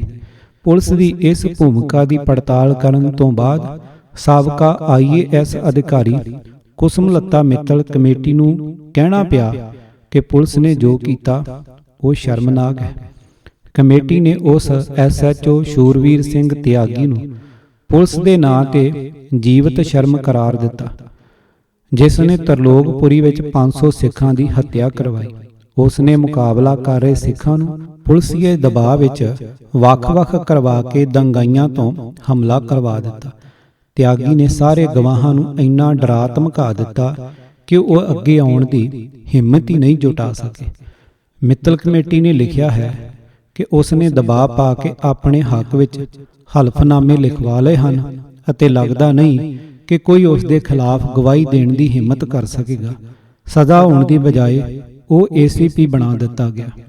ਇਹ ਉਹੀ ਤਿਆਗੀ ਸੀ ਜਿਸ ਦੇ ਬਾਰੇ ਵਿੱਚ ਕਲਿਆਣਪੁਰੀ ਦੇ ਸੰਤਾ ਸਿੰਘ ਨੇ ਦੱਸਿਆ ਸੀ ਕਿ ਜਦੋਂ ਉਹ ਆਪਣਾ ਲਾਇਸੈਂਸੀ ਰਿਵਾਲਵਰ ਪੁਲਿਸ ਨੂੰ ਨਹੀਂ ਦੇਣਾ ਚਾਹੁੰਦਾ ਸੀ ਤਾਂ ਤਿਆਗੀ ਨੇ ਆਪਣਾ ਰਿਵਾਲਵਰ ਉਸ ਤੇ ਤਾਣ ਦਿੱਤਾ ਸੀ। ਪੁਲਿਸ ਨੇ ਸੰਤਾ ਸਿੰਘ ਤੇ ਉਸ ਦੇ ਪੁੱਤਰ ਨੂੰ ਥਾਣੇ ਵਿੱਚ ਬੰਦ ਕਰ ਦਿੱਤਾ ਸੀ। ਇਸੇ ਦੌਰਾਨ ਭੀੜ ਨੇ ਆਰਾਮ ਨਾਲ ਇਹਨਾਂ ਦੇ ਘਰ ਨੂੰ ਅੱਗ ਦੇ ਹਵਾਲੇ ਕਰ ਦਿੱਤਾ। ਕੋਈ ਹੈਰਾਨੀ ਦੀ ਗੱਲ ਨਹੀਂ ਹੈ ਕਿ ਤਰਲੋਕਪੁਰੀ ਵਿੱਚ ਜਿੱਥੇ 500 ਸਿੱਖ ਮਾਰ ਦਿੱਤੇ ਗਏ, ਇੱਕ ਵੀ ਦੰਗਾਈ ਗ੍ਰਿਫਤਾਰ ਨਹੀਂ ਹੋਇਆ, ਪਰ ਨਾਲ ਵਾਲੇ ਬਲਾਕ 11 ਵਿੱਚ ਉਹਨਾਂ 25 ਸਿੱਖਾਂ ਨੂੰ ਫੜ ਕੇ ਬੰਦ ਕਰ ਦਿੱਤਾ ਗਿਆ ਜਿਨ੍ਹਾਂ ਕੋਲ ਆਪਣੀ ਰੱਖਿਆ ਲਈ ਹਥਿਆਰ ਸਨ। DCP ਸੇਵਾ ਦਾਸ ਜੋ ਤਿਆਗੀ ਦਾ ਬਾਸ ਸੀ, ਉਸ ਬਾਰੇ ਕਮੇਟੀ ਨੇ ਲਿਖਿਆ ਹੈ ਕਿ ਉਹ ਪੁਲਿਸ ਦੇ ਚਿਹਰੇ ਤੇ ਬਦਨੁਮਾ ਦਾਗ ਹੈ। ਉਸ ਨੇ ਦੰਗਿਆਂ ਨੂੰ ਰੋਕਣ ਦੀ ਬਜਾਏ ਦੰਗਾਈਆਂ ਨੂੰ ਖੁੱਲ੍ਹਾ ਹੱਥ ਦੇਣ ਲਈ ਸਿੱਖ ਪੁਲਿਸ ਅਫਸਰਾਂ ਨੂੰ ਡਿਊਟੀ ਤੋਂ ਹਟਾਉਣ ਦਾ ਕੰਮ ਕੀਤਾ। ਇਸ ਨੇ ਆਪਣੇ ਹੇਠਾਂ ਆਉਂਦੇ ਅਧਿਕਾਰੀਆਂ ਨੂੰ ਸਾਫ਼ ਕਿਹਾ ਸੀ ਕਿ ਮਾਮਲਾ ਦਰਜ ਕਰਨ ਦੀ ਕੋਈ ਲੋੜ ਹੀ ਨਹੀਂ ਹੈ, ਪਰ ਪੁਲਿਸ ਨੇ ਇਸ ਬਦਨੁਮਾ ਦਾਗ ਦੇ ਖਿਲਾਫ ਕੋਈ ਕਾਰਵਾਈ ਹੋਣ ਦੀ ਬਜਾਏ ਉਸ ਨੂੰ ਦਿੱਲੀ ਪੁਲਿਸ ਵਿੱਚ ਸਪੈਸ਼ਲ ਕਮਿਸ਼ਨਰ ਬਣਾ ਦਿੱਤਾ ਗਿਆ। ਆਪਣੇ ਹੇਠਾਂ ਆਉਂਦੇ ਅਫਸਰਾਂ ਵੱਲੋਂ ਉਹਨਾਂ ਨੂੰ ਕੁਝ ਨਾ ਦੱਸੇ ਜਾਣ ਦੀ ਸ਼ਰਮਨਾਕ ਦਲੀਲ ਦੇਣ ਵਾਲੇ ਪੁਲਿਸ ਕਮਿਸ਼ਨਰ ਸੁਭਾਸ਼ ਟੰਡਨ ਨੇ ਕਤਲੇਆਮ ਦੇ ਵਕਤ ਆਪਣੀ ਲਾਗਬੁੱਕ ਮਿੱਤਲ ਕਮੇਟੀ ਨੂੰ ਦੇਣ ਤੋਂ ਹੀ ਮਨਾ ਕਰ ਦਿੱਤਾ। ਪਟੇਲ ਨਗਰ ਦੇ SHO ਅਮਰੀਕ ਸਿੰਘ ਭੁੱਲਰ ਨੂੰ ਕਿਹਾ ਗਿਆ ਕਿ 115 ਸ਼ਿਕਾਇਤਾਂ ਦੀ ਇੱਕ ਹੀ FIR ਬਣਾਉਣ ਜਿਸ ਵਿੱਚ ਕਿਸੇ ਦੋਸ਼ੀ ਦਾ ਨਾਮ ਨਾ ਹੋਵੇ। ਸਰਕਾਰਾਂ ਕਿਸ ਤਰ੍ਹਾਂ ਕੰਮ ਕਰ ਰਹੀਆਂ ਸਨ, ਇਸ ਦਾ ਅੰਦਾਜ਼ਾ ਪੁਲਿਸ ਦੀ ਭੂਮਿਕਾ ਨੂੰ ਲੈ ਕੇ ਦਿੱਲੀ ਦੇ ਹੀ ਵੱਡੇ ਪੁਲਿਸ ਅਧਿਕਾਰੀ ਵੇਦ ਮਾਰਵਾ ਦੀ ਜਾਂਚ ਦਾ ਹੋਇਆ ਹਾਲ ਦੱਸ ਦਿੰਦਾ ਹੈ। ਇਹ ਇੱਕ ਐਸੇ ਪੁਲਿਸ ਅਧਿਕਾਰੀ ਸੀ ਜਿਨ੍ਹਾਂ ਨੇ ਪੁਲਿਸ ਦੀ ਭੂਮਿਕਾ ਨੂੰ ਲੈ ਕੇ ਗੰਭੀਰਤਾ ਨਾਲ ਜਾਂਚ ਸ਼ੁਰੂ ਕਰ ਦਿੱਤੀ ਸੀ। ਉਹਨਾਂ ਨੇ ਇਹ ਜਾਂਚ ਸ਼ੁਰੂ ਕਰਦਿਆਂ ਹੀ ਸਾਰੇ ਥਾਣਿਆਂ ਦੇ ਦੰਗਿਆਂ ਦੇ ਵਕਤ ਦੇ ਰਿਕਾਰਡ ਜ਼ਬਤ ਕਰਨੇ ਸ਼ੁਰੂ ਕਰ ਦਿੱਤੇ ਸੀ। ਘਬਰਾਹਟ ਫੈਲਣ ਲੱਗੀ। ਦੋਸ਼ੀ ਪੁਲਿਸ ਅਧਿਕਾਰੀਆਂ ਨੇ ਸਰਕਾਰ ਦੇ ਦੁਆਰ ਤੇ ਦੁਹਾਈ ਦੇਣੀ ਸ਼ੁਰੂ ਕਰ ਦਿੱਤੀ ਸੀ। ਇਹ ਰਿਕਾਰਡ ਦੱਸਦੇ ਹਨ ਕਿ ਦੰਗਿਆਂ ਦੇ ਵਕਤ ਪੁਲਿਸ ਅਧਿਕਾਰੀ ਥਾਣਿਆਂ ਤੋਂ ਗਾਇਬ ਹੋ ਗਏ ਸਨ। ਸ਼ਿਕਾਇਤਾਂ ਆ ਰਹੀਆਂ ਸਨ ਪਰ ਉਹਨਾਂ ਨੂੰ ਦਰਜ ਕਰਕੇ ਕਾਰਵਾਈ ਨਹੀਂ ਕੀਤੀ ਜਾ ਰਹੀ ਸੀ। ਵੇਦ ਮਾਰਵਾ ਦੱਸਦੇ ਹਨ ਕਿ ਜਿਹੜੇ ਪੁਲਿਸ ਅਫਸਰਾਂ ਦਾ ਨਾਮ ਇਨ੍ਹਾਂ ਦੰਗਿਆਂ ਵਿੱਚ ਮੁੱਖ ਤੌਰ ਤੇ ਆ ਰਿਹਾ ਸੀ, ਉਹਨਾਂ ਨੇ ਜਾਂਚ ਰੁਕਵਾਉਣ ਲਈ ਹਾਈ ਕੋਰਟ ਵਿੱਚ ਯਾਚਕਾ ਦਾਇਰ ਕਰ ਦਿੱਤੀ, ਪਰ ਹਾਈ ਕੋਰਟ ਨੇ ਜਾਂਚ ਰੋਕਣ ਤੋਂ ਮਨਾ ਕਰ ਦਿੱਤਾ। ਉਹ ਆਪਣੀ ਜਾਂਚ ਪੂਰੀ ਕਰ ਚੁੱਕੇ ਸੀ ਅਤੇ ਸਿਰਫ ਲਿਖਤ ਵਿੱਚ ਹੀ ਲਿਆਉਣਾ ਬਾਕੀ ਰਹਿ ਗਿਆ ਸੀ ਕਿ ਉਹਨਾਂ ਨੂੰ ਜਾਂਚ ਬੰਦ ਕਰਨ ਦੇ ਹੁਕਮ ਮਿਲ ਗਏ। ਕਿਸ ਨੇ ਦਿੱਤੇ ਇਹ ਹੁਕਮ? ਇਹ ਹੁਕਮ ਪੁਲਿਸ ਕਮਿਸ਼ਨਰ ਨੇ ਦਿੱਤੇ ਸੀ, ਜੋ ਕਿ ਜ਼ਾਹਰ ਹੈ ਕਿ ਗ੍ਰਹਿ ਮੰਤਰਾਲੇ ਦੇ ਨਿਰਦੇਸ਼ਾਂ ਤੇ ਦਿੱਤੇ ਗਏ ਸੀ। ਵੇਦ ਮਾਰਵਾ ਨੂੰ ਪੁਲਿਸ ਦੀ ਭੂਮਿਕਾ ਦੀ ਜਾਂਚ ਨੂੰ ਸਹੀ ਦਿਸ਼ਾ ਵਿੱਚ ਲਿਜਾਉਣ ਦਾ ਇਹ ਇਨਾਮ ਮਿਲਿਆ ਕਿ ਉਹਨਾਂ ਦੇ ਖਿਲਾਫ ਦੇਸ਼ ਭਰ ਵਿੱਚ ਫਰਜ਼ੀ ਮੁਕੱਦਮੇ ਦਰਜ ਕਰਾ ਦਿੱਤੇ ਗਏ। ਬਾਅਦ ਵਿੱਚ ਉਹ ਮਣੀਪੁਰ ਤੇ ਝਾਰਖੰਡ ਦੇ ਰਾਜਪਾਲ ਵੀ ਬਣੇ, ਪਰ ਅੱਜ ਵੀ ਕਦੇ-ਕਦੇ ਉਹਨਾਂ ਨੂੰ ਫਰਜ਼ੀ ਮਾਮਲਿਆਂ ਦੇ ਸੰਮਨ ਆ ਹੀ ਜਾਂਦੇ ਹਨ। ਜਦੋਂ ਉਹ ਪੁਲਿਸ ਕਮਿਸ਼ਨਰ ਸਨ ਤਾਂ ਕਿਸੇ ਤਰ੍ਹਾਂ ਦਾ ਇੱਕ ਆਰਡਰ ਜਾਰੀ ਹੋ ਗਿਆ ਕਿ ਦਿੱਲੀ ਵਿੱਚ ਸਿੱਖ ਅਫਸਰਾਂ ਨੂੰ ਮਹੱਤਵਪੂਰਨ ਜ਼ਿੰਮੇਵਾਰੀਆਂ ਨਾ ਦਿੱਤੀਆਂ ਜਾਣ, ਜਿਸ ਨੂੰ ਉਹਨਾਂ ਨੇ ਖਾਰਜ ਕਰ ਦਿੱਤਾ ਸੀ। ਵੇਦ ਮਾਰਵਾ ਨੂੰ ਕੋਈ ਸ਼ੱਕ ਨਹੀਂ ਹੈ ਕਿ ਦੇਸ਼ ਦੀ ਰਾਜਧਾਨੀ ਵਿੱਚ ਇੰਨੇ ਵੱਡੇ ਪੈਮਾਨੇ ਤੇ ਦੰਗਾ ਹੋ ਹੀ ਨਹੀਂ ਸਕਦਾ ਸੀ। ਜੇਕਰ ਪੁਲਿਸ ਨੇ ਜਰਾ ਜਿਹੀ ਵੀ ਤਾਕਤ ਦੀ ਵਰਤੋਂ ਕੀਤੀ ਹੁੰਦੀ ਤਾਂ ਦੰਗਾਈ ਆਸਾਨੀ ਨਾਲ ਤਿੱਤਰ ਬਿੱਤਰ ਹੋ ਜਾਂਦੇ। ਸ਼ਾਇਦ ਇਹੀ ਤਾਂ ਪੁਲਿਸ ਤੇ ਉਹਨਾਂ ਦੇ ਰਾਜਨੀਤਿਕ ਆਕਾ ਨਹੀਂ ਚਾਹੁੰਦੇ ਸਨ। ਜੇਕਰ ਸਿੱਖ ਪੁਲਿਸ ਅਫਸਰਾਂ ਨੇ ਕੁਝ ਕਾਰਵਾਈ ਦੀ ਕੋਸ਼ਿਸ਼ ਕੀਤੀ ਤਾਂ ਉਹਨਾਂ ਨੂੰ ਰੋਕ ਦਿੱਤਾ ਗਿਆ। ਵੇਦ ਮਾਰਵਾ ਜਦੋਂ ਦਿੱਲੀ ਦੇ ਪੁਲਿਸ ਕਮਿਸ਼ਨਰ ਬਣੇ ਤਾਂ ਉਹਨਾਂ ਨੇ ਉਸ ਆਰਡਰ ਨੂੰ ਵਾਪਸ ਕਰਵਾਇਆ ਜਿਸ ਵਿੱਚ ਸਿੱਖ ਪੁਲਿਸ ਅਫਸਰਾਂ ਨੂੰ ਮਹੱਤਵਪੂਰਨ ਜ਼ਿੰਮੇਵਾਰੀਆਂ ਨਾ ਸੌਂਪਣ ਨੂੰ ਕਿਹਾ ਗਿਆ ਸੀ। ਵੇਦ ਮਾਰਵਾ ਨੇ ਤਹਿਲਕਾ ਅਖਬਾਰ ਨੂੰ ਦਿੱਤੇ ਇੰਟਰਵਿਊ ਵਿੱਚ ਕਿਹਾ ਹੈ ਕਿ an order had somehow gone that Sikh officers should be withdrawn from key positions in Delhi after the riots. As police commissioner, I re-signed the order in 1985. ਵੇਖਦੀ ਰਹੀ ਫੌਜ।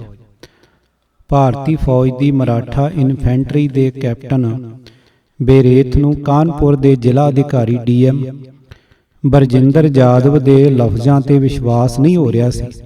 ਦੰਗਾਈ ਸਿੱਖਾਂ ਦਾ ਘਰ ਸਾੜਨ ਜਾ ਰਹੇ ਸੀ, ਪਰ ਜਾਦਵ ਨੇ ਫੋਰਸ ਦੀ ਵਰਤੋਂ ਕਰਨ ਤੋਂ ਮਨਾ ਕਰ ਦਿੱਤਾ। ਜਦੋਂ ਕੁਝ ਵਿਰੋਧ ਕੀਤਾ ਤਾਂ ਕਿਹਾ, ਇੱਥੋਂ ਫੌਜ ਲੈ ਕੇ ਜਿੱਥੇ ਮਰਜ਼ੀ ਚਲੇ ਜਾਓ, ਅਸੀਂ ਖੁਦ ਨਿਪਟ ਲਵਾਂਗੇ। ਫਿਰ ਉਹੀ ਹੋਇਆ ਜੋ ਹੋਣਾ ਸੀ। ਫੌਜ ਨੇ 2 ਸਿੱਖ ਪਰਿਵਾਰਾਂ ਨੂੰ ਔਰਤਾਂ ਤੇ ਬੱਚਿਆਂ ਸਮੇਤ ਜਿੰਦਾ ਸਾੜ ਦਿੱਤਾ। ਤਕਰੀਬਨ 25 ਸਿੱਖਾਂ ਦੀ ਮੌਤ ਹੋ ਗਈ। ਇਹ ਦਰਦਨਾਕ ਘਟਨਾ ਉਸ ਕਾਨਪੁਰ ਸ਼ਹਿਰ ਦੀ ਹੈ ਜਿੱਥੇ ਕਤਲੇਆਮ ਦੇ ਸਭ ਤੋਂ ਵੱਡੇ ਦੋਸ਼ੀ ਦੇ ਤੌਰ ਤੇ ਉੱਭਰ ਕੇ ਆਏ ਜ਼ਿਲ੍ਹਾ ਅਧਿਕਾਰੀ ਬਰਜਿੰਦਰ ਦੇ ਖਿਲਾਫ ਰੰਗਨਾਥ ਮਿਸ਼ਰਾ ਕਮਿਸ਼ਨ ਨੇ ਰਿਟਾਇਰਡ ਜੱਜ ਤੋਂ ਜਾਂਚ ਕਰਵਾਉਣ ਤੱਕ ਦੀ ਸਿਫਾਰਿਸ਼ ਕੀਤੀ, ਪਰ ਇਹ ਸਿਫਾਰਿਸ਼ ਕੂੜੇ ਦੇ ਡੱਬੇ ਵਿੱਚ ਗਈ ਤੇ ਬਰਜਿੰਦਰ ਨੂੰ ਤਰੱਕੀ ਮਿਲਦੀ ਚਲੀ ਗਈ। ਕੈਪਟਨ ਬੇਰੇਥ ਨੇ ਜੋ ਅੱਖੀਂ ਵੇਖਿਆ ਹਾਲ ਰੰਗਨਾਥ ਮਿਸ਼ਰਾ ਕਮਿਸ਼ਨ ਨੂੰ ਦੱਸਿਆ। ਉਸ ਵਿੱਚ ਕਿਹਾ ਹੈ ਕਿ ਉਹ 1 ਨਵੰਬਰ 1984 ਦਾ ਦਿਨ ਤੇ ਤਕਰੀਬਨ 10:30 ਵਜੇ ਦਾ ਵਕਤ ਰਿਹਾ ਹੋਵੇਗਾ। ਮੇਰੇ ਐਡਜੁਆਇੰਟਡ ਅਧਿਕਾਰੀ ਨੇ ਮੈਨੂੰ ਕੋਤਵਾਲੀ ਪੁਲਿਸ ਸਟੇਸ਼ਨ ਜਾਣ ਨੂੰ ਕਿਹਾ, ਜਿੱਥੇ ਸਥਿਤੀ ਨਾਲ ਨਜਿੱਠਣ ਲਈ ਫੌਜ ਤੇ ਪੁਲਿਸ ਦਾ ਸੰਯੁਕਤ ਨਿਯੰਤਰਣ ਸੈੱਲ ਬਣਾ ਦਿੱਤਾ ਗਿਆ ਸੀ। ਉੱਥੇ ਪੁੱਜੇ ਤਾਂ ਆਫੀਸ਼ੀਏਟਿੰਗ ਅਧਿਕਾਰੀ ਮੇਜਰ PN ਪੰਡਤ ਨੇ ਮੈਨੂੰ ਲੇਡੀ ਮੈਜਿਸਟਰੇਟ ਤੋਮਰ ਦੇ ਨਾਲ ਸ਼ਹਿਰ ਵਿੱਚ ਜਾਣ ਤੇ ਇਹਨਾਂ ਦੇ ਨਿਰਦੇਸ਼ਾਂ ਦੀ ਪਾਲਣਾ ਕਰਦੇ ਹੋਏ ਸਥਿਤੀ ਨੂੰ ਕਾਬੂ ਵਿੱਚ ਕਰਨ ਲਈ ਕਿਹਾ। ਮੇਰੇ ਕੋਲ ਇੱਕ ਫੌਜੀ ਟੁਕੜੀ ਸੀ ਤੇ ਅਸੀਂ ਕਿਦਵਈ ਨਗਰ ਦੇ ਵੱਲ ਚੱਲ ਪਏ। ਇੱਥੇ ਰਾਹ ਵਿੱਚ ਹੀ ਸਾਨੂੰ ਜ਼ਿਲ੍ਹਾ ਅਧਿਕਾਰੀ ਬਰਜਿੰਦਰ ਮਿਲ ਗਏ, ਜਿਨ੍ਹਾਂ ਨੇ ਕਿਹਾ ਕਿ ਉਹ ਨਾਲ ਚੱਲਣਗੇ। 11 ਤੋਂ 11:30 ਦੇ ਵਿਚਕਾਰ ਅਸੀਂ ਕਿਦਵਈ ਨਗਰ ਪਹੁੰਚ ਚੁੱਕੇ ਸੀ। ਮੈਂ ਇੱਥੇ ਬਹੁਤ ਭੀੜ ਵੇਖੀ ਜੋ ਕਿ ਹਿੰਸਕ ਹੁੰਦੀ ਨਜ਼ਰ ਆ ਰਹੀ ਸੀ। ਬਰਜਿੰਦਰ ਨੇ ਸਾਨੂੰ ਇੱਥੇ ਆਪੋ ਆਪਣੀਆਂ ਗੱਡੀਆਂ ਤੋਂ ਉਤਰਨ ਲਈ ਕਿਹਾ। ਮੈਂ ਤੇ ਮੇਰੀ ਫੌਜੀ ਟੁਕੜੀ ਨੇ ਫੌਰਨ ਪੋਜੀਸ਼ਨ ਲੈਣੀ ਸ਼ੁਰੂ ਕਰ ਦਿੱਤੀ। ਅਸੀਂ ਮੇਨ ਰੋਡ ਛੱਡ ਕੇ ਉਸ ਮੈਦਾਨ ਵੱਲ ਆ ਗਏ ਜਿਸ ਦੇ ਬਿਲਕੁਲ ਵਿਚਕਾਰ ਘਰ ਸਨ ਤੇ ਭੀੜ ਨੇ ਉਹਨਾਂ ਨੂੰ ਘੇਰਾ ਪਾਇਆ ਹੋਇਆ ਸੀ। ਜਦੋਂ ਫੌਜ ਨੂੰ ਉੱਥੇ ਆਉਂਦਿਆਂ ਵੇਖਿਆ ਤਾਂ ਪਤਾ ਨਹੀਂ ਕਿੱਧਰੋਂ ਇੱਕ ਵਿਅਕਤੀ ਆਇਆ ਤੇ ਬੇਨਤੀ ਕਰਨ ਲੱਗਾ ਕਿ ਸਾਹਮਣੇ ਘਰਾਂ ਵਿੱਚੋਂ ਲੋਕਾਂ ਨੂੰ ਬਚਾ ਲਓ। ਮੈਂ ਵੇਖਿਆ ਕਿ ਤਕਰੀਬਨ 5000 ਲੋਕਾਂ ਦੀ ਭੀੜ ਰਹੀ ਹੋਵੇਗੀ। ਫਿਰ ਜ਼ਿਲ੍ਹਾ ਅਧਿਕਾਰੀ ਮੇਰੇ ਕੋਲ ਆਏ ਤੇ ਮੇਰੀ ਰਾਏ ਜਾਣਨ ਦੀ ਕੋਸ਼ਿਸ਼ ਕੀਤੀ। ਉਹ ਜਾਣਨਾ ਚਾਹੁੰਦੇ ਸੀ ਕਿ ਘਰ ਦੇ ਲੋਕਾਂ ਨੂੰ ਬਚਾਉਣ ਲਈ ਅੱਗੇ ਜਾਈਏ ਜਾਂ ਨਹੀਂ। ਮੈਂ ਸਾਫ਼ ਕਿਹਾ ਕਿ ਪਹਿਲਾਂ ਇਸ ਭੀੜ ਨੂੰ ਇੱਥੋਂ ਤਿੱਤਰ ਬਿੱਤਰ ਕਰਨਾ ਹੋਵੇਗਾ। ਕਰਫਿਊ ਤਾਂ ਲੱਗਾ ਹੀ ਹੈ, ਜੇਕਰ ਉਸ ਨੂੰ ਸਖਤੀ ਨਾਲ ਲਾਗੂ ਕਰ ਦਿੱਤਾ ਜਾਵੇ ਤਾਂ ਭੀੜ ਹਟ ਜਾਏਗੀ। ਜੇਕਰ ਤਿੱਤਰ ਬਿੱਤਰ ਨਾ ਹੋਈ ਤਾਂ ਘੱਟ ਤੋਂ ਘੱਟ ਇਨ੍ਹਾਂ ਘਰਾਂ ਤੋਂ 500 ਗਜ ਦੂਰ ਤਾਂ ਹੋ ਹੀ ਜਾਵੇਗੀ। ਫਿਰ ਫੌਜੀ ਟੁਕੜੀ ਫਸੇ ਹੋਏ ਲੋਕਾਂ ਦੀ ਜਾਨ ਬਚਾਉਣ ਲਈ ਘਰਾਂ ਵਿੱਚ ਚਲੀ ਜਾਵੇਗੀ। ਅਸਲ ਵਿੱਚ ਮੈਂ ਸਿੱਧੇ ਫੌਜੀ ਟੁਕੜੀ ਨੂੰ ਘਰਾਂ ਵੱਲ ਭੇਜ ਕੇ ਉਹਨਾਂ ਦੀ ਜਾਨ ਨੂੰ ਜੋਖਮ ਵਿੱਚ ਨਹੀਂ ਪਾਉਣਾ ਚਾਹੁੰਦਾ ਸੀ। ਫਿਰ ਜ਼ਿਲ੍ਹਾ ਅਧਿਕਾਰੀ ਮੈਨੂੰ ਛੱਡ ਕੇ ਸਿੱਧੇ ਭੀੜ ਦੇ ਕੋਲ ਚਲੇ ਗਏ ਤੇ ਉਹਨਾਂ ਨਾਲ ਗੱਲ ਕਰਨ ਲੱਗੇ। ਮੈਂ ਨਹੀਂ ਜਾਣਦਾ ਕਿ ਉਹਨਾਂ ਨਾਲ ਕੀ ਗੱਲਬਾਤ ਕੀਤੀ, ਪਰ ਇਸ ਦੇ ਬਾਅਦ ਉਹ ਪਰਤੇ ਤੇ ਪੁਲਿਸ ਨੇ ਕੁਝ ਹਵਾਈ ਫਾਇਰ ਕੀਤੇ। ਇਸ ਫਾਇਰਿੰਗ ਦਾ ਕੋਈ ਅਸਰ ਨਹੀਂ ਹੋਇਆ ਤੇ ਭੀੜ ਉੱਥੇ ਦੀ ਉੱਥੇ ਹੀ ਜੰਮੀ ਰਹੀ। ਜਦੋਂ ਭੀੜ ਨਾ ਹਟੀ ਤਾਂ ਮੈਂ IFD 908 ਦੇ ਤਹਿਤ ਗੈਰ ਆਮ ਹਾਲਾਤ ਵਿੱਚ ਫੌਜੀ ਬਲ ਦੀ ਵਰਤੋਂ ਕਰਨ ਦਾ ਫਾਰਮ ਭਰ ਕੇ ਅਜਿਹਾ ਕਰਨ ਦੀ ਇਜਾਜ਼ਤ ਮੰਗੀ।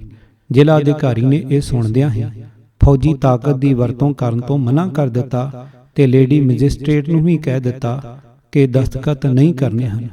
ਫਿਰ ਉਹਨਾਂ ਨੇ ਮੇਰੇ ਵੱਲ ਮੁਖਾਤਬ ਹੋ ਕੇ ਕਿਹਾ ਕਿ ਇੱਥੋਂ ਚਲੇ ਜਾਓ, ਅਸੀਂ ਖੁਦ ਵੇਖ ਲਵਾਂਗੇ। ਇਸ ਦੇ ਕੁਝ ਚਿਰ ਬਾਅਦ ਹੀ 2 ਘਰਾਂ ਦੇ ਲੋਕਾਂ ਨੂੰ ਮਾਰ ਦਿੱਤਾ ਗਿਆ ਅਤੇ ਭੀੜ ਨੇ ਉਹਨਾਂ ਦੀ ਸੰਪਤੀ ਲੁੱਟ ਲਈ ਤੇ ਘਰ ਸਾੜ ਦਿੱਤਾ।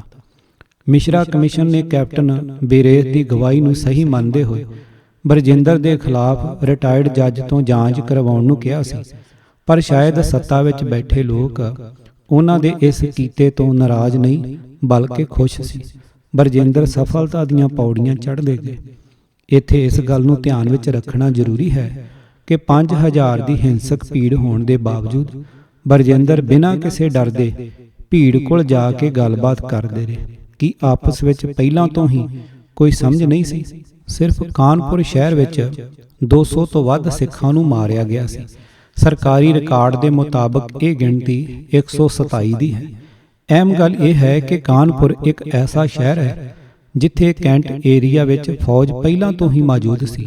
ਬ੍ਰਿਗੇਡੀਅਰ PR ਕੋਹਲੀ ਦੇ ਮੁਤਾਬਕ ਉਸ ਵਕਤ ਸ਼ਹਿਰ ਵਿੱਚ ਹੀ 65 ਅਫਸਰ, 159 ਜੂਨੀਅਰ ਕਮਿਸ਼ਨਡ ਅਫਸਰ ਤੇ 2366 ਸੈਨਿਕ ਮੌਜੂਦ ਸਨ।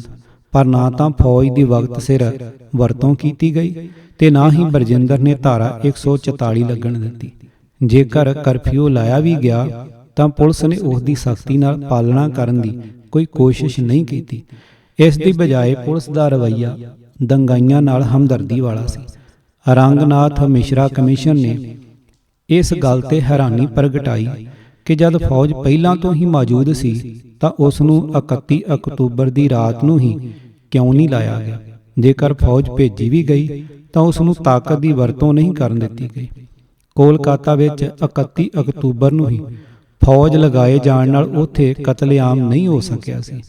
ਬ੍ਰਿਗੇਡੀਅਰ ਕੋਹਲੀ ਦਾ ਕਹਿਣਾ ਹੈ ਕਿ ਉਹਨਾਂ ਨੇ ਫਲੈਗ ਮਾਰਚ ਕੀਤਾ ਤੇ ਗਸ਼ਤ ਵੀ ਕੀਤੀ, ਪਰ ਦੰਗਾਈਆਂ ਦੇ ਖਿਲਾਫ ਕਾਰਵਾਈ ਕਰਨ ਦਾ ਅਧਿਕਾਰ ਨਹੀਂ ਦਿੱਤਾ ਗਿਆ ਸੀ। ਫੌਜ ਮੈਜਿਸਟ੍ਰੇਟ ਤੋਂ ਇਜਾਜ਼ਤ ਲਏ ਬਗੈਰ ਕਾਰਵਾਈ ਨਹੀਂ ਕਰ ਸਕਦੀ ਸੀ।